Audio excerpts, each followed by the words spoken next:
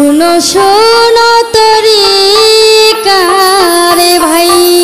রে ছিল নিজামুদ্দিন আউলিয়া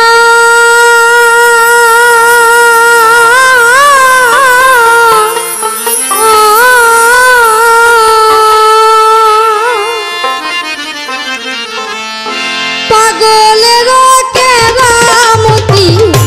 শোনো মন দিয়া রে শোনো শোনো তরি কার ভাই রে শোনো শোনো তরি কার ভাই রে ছিল নিজামুদ্দিন আউলিয়া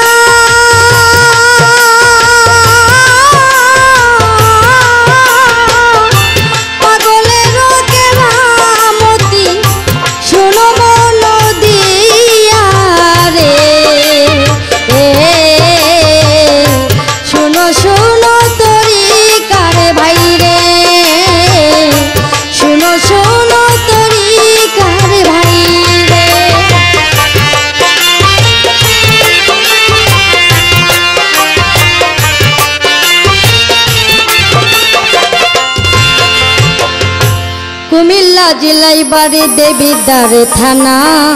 বড় শালগড় গ্রামে দড়ি পথের ঠিকানা সৈয়দ আব্দুল গাফর শাহ নামে এক মাওলানা ছিল তার শুনে পাগলে প্রেমের আবাসও পাইল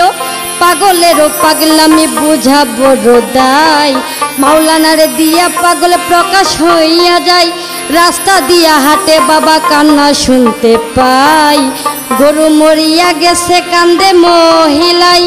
কান্না শুনে নিজাম বাবা কাছে যাই চলিয়া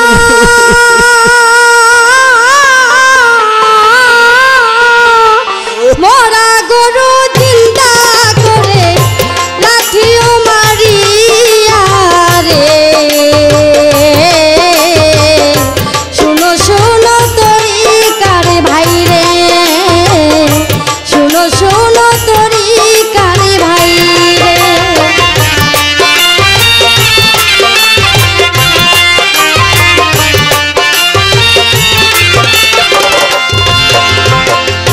পাকিস্তানের শিক্ষামন্ত্রীর কথা যাই বলিয়া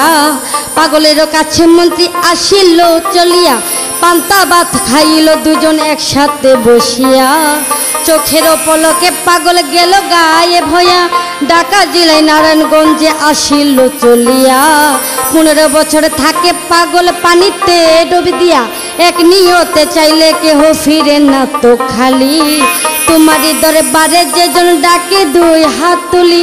নিঃসন্তানে পাইল সন্তান তোমারই দরবারে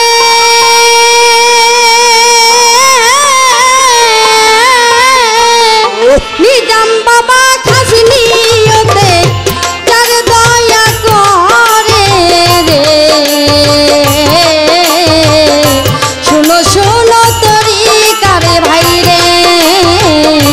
শোনো শোনো তরি কারে ভাই রে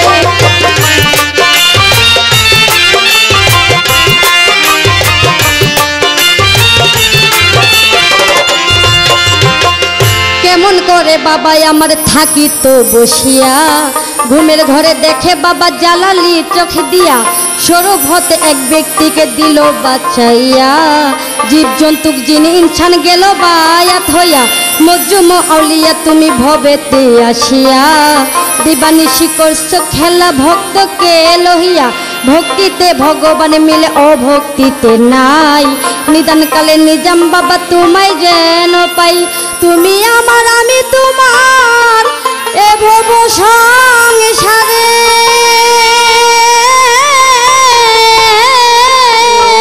দুঃখী বিল্লাল রে দিও দেখা নিদান হাসরে রে শুনো শুনো তরি কারে ভাই রে শোনো শোনো তরি কারে ভাই রে ছিল নিজামুদ্দিন